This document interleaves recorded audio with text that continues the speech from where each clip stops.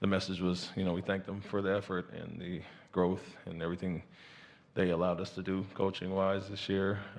And the biggest message was learn from this, grow from it, take this experience and see there is another level to get to with a team like Golden State who has been there, done that, and it was evident in a lot of ways. And just don't come back the same as players, coaching staff, and let this fuel you throughout the offseason the next year. On your right, Mark. Hey, Ime. You talk about things you're going to learn from. Obviously, one of them is turnovers and taking care of the ball. What did Golden State figure out about you guys that they were just able to do so consistently in that way?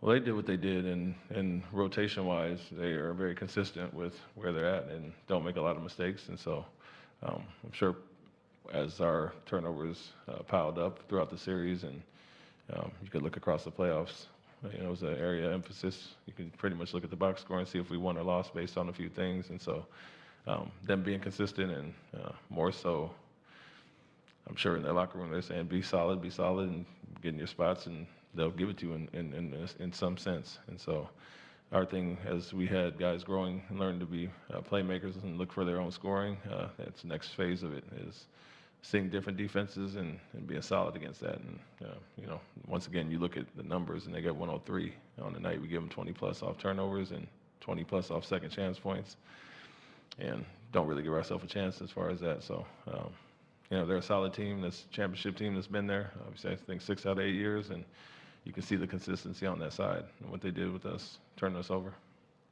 Follow up on Mark on the right. What, looking to the summer, Rob obviously has to take care of his knee. What kind of a program are you guys laying out for him? Strengthen his body. That's the main thing in general. And we said it coming into the season. He had his highest minutes per game this year.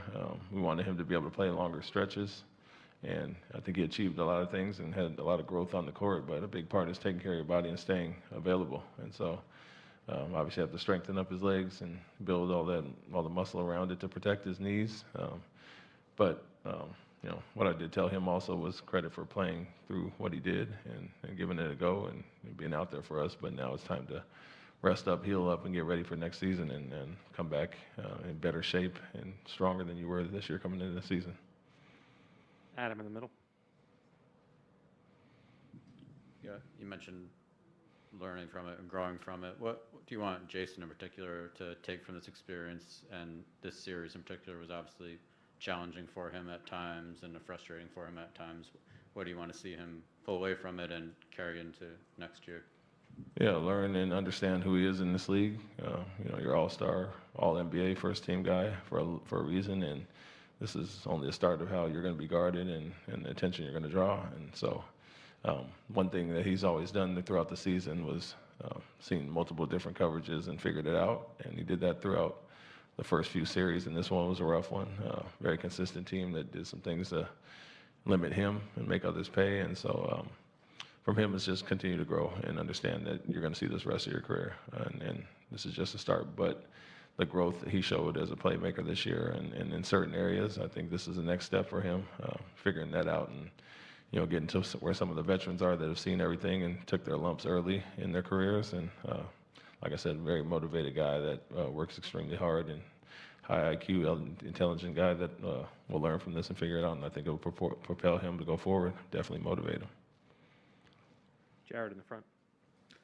You guys made so much progress throughout the season to get rid of that stagnation that plagued you in the fourth quarters, and then throughout the playoffs you found a way to keep the ball moving or find isolation ways to score. It didn't really happen in the last few games. Why do you think that fell through in the last few games? And what do you think everyone on the team needs to learn about continuing to move in crunch time?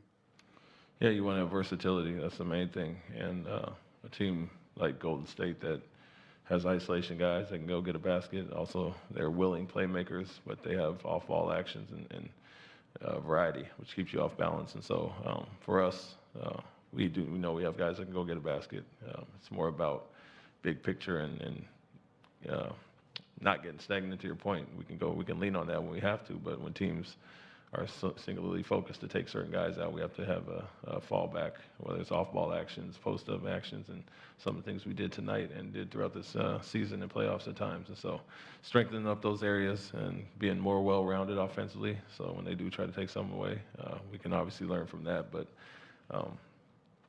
that's the kind of the biggest conundrum all year was how we looked at times and then took a step back a game or two later, even in the same game. And I think those lulls in this series, and today was the end of the first quarter, start of the second, those are the ones that really hurt you against a lethal offensive team. Gary? Gary Washington, Boston Globe. Ime, you've been on championship teams before. Did it come to a realization, I don't know if it was tonight, that it's like you might not have enough? I mean, Otto Porter's out there hitting threes, Jordan Poole, like they just seem to have all the weapons. They've been together, and they're young guys, and they're veterans have combined along with the core. Is it kind of frustrating to admit that, like, hey, we just maybe not quite there? No, I wouldn't look at it like that because we had our chances throughout the series, and losing game 4 and then game 5, we had leads in the fourth quarter, so you tighten up and do some things offensively, and it's a different story. So, winning 2 games and falling 2 short, and even tonight with a great start, and then letting that go a little bit. It's a 13-point game. They scored 103, and it was just a lack of overall offense. I don't think, obviously guys didn't play their best, and our bench the last few games struggled. So they've been consistent all year, and then I don't really look at it like we didn't have enough, but guys didn't play their best, honestly, and credit Golden State for that. They had a huge part in that. Very consistent team on the defensive end.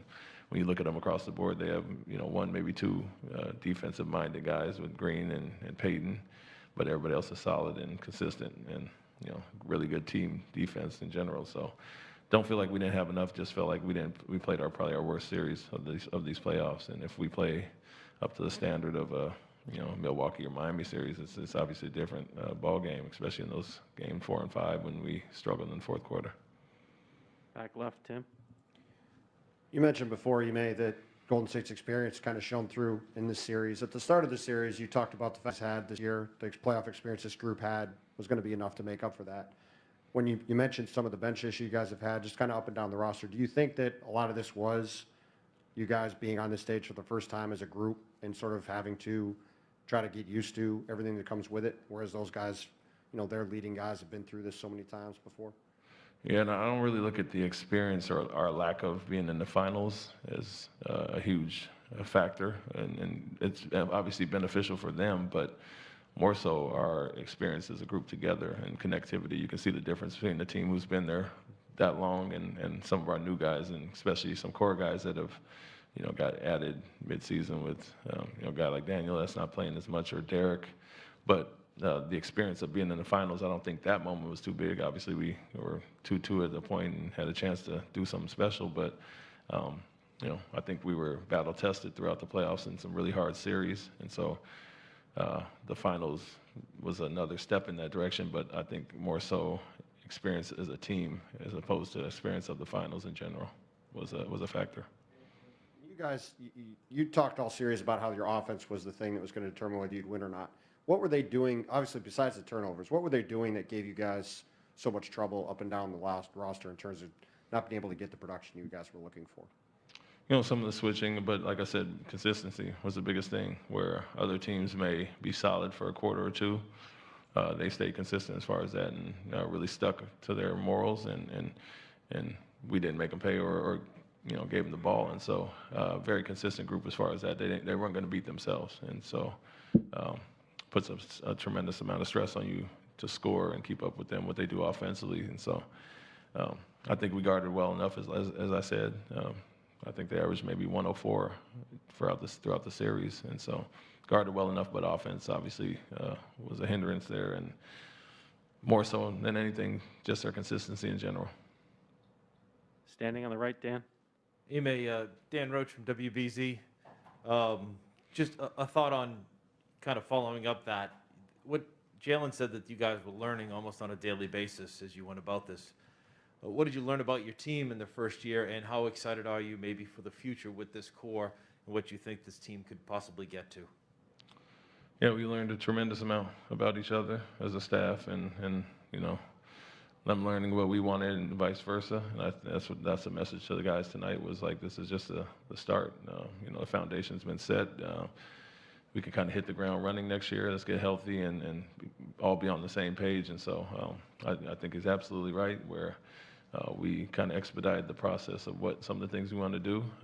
Now it's a matter of taking that next step. And what I did say to the group was there are levels, and you can see the difference in Golden State and the team that's been there and been together for a long time. Some of those guys' core group has been 10 years now. So, you know, we've seen what we can achieve. It hurts that we fell short of that, but you know, what I did say was the future is bright, and we're just getting started. So let's all come back better from this experience. Last two, Abby and Jay, please. Ime, we've talked a lot about the physical toll that this run has taken on you guys, but did you get a sense of some mental fatigue as well? You know, anytime you play some, you know, tough 7-game series, there's going to be some of that, but we had time off, and I think we came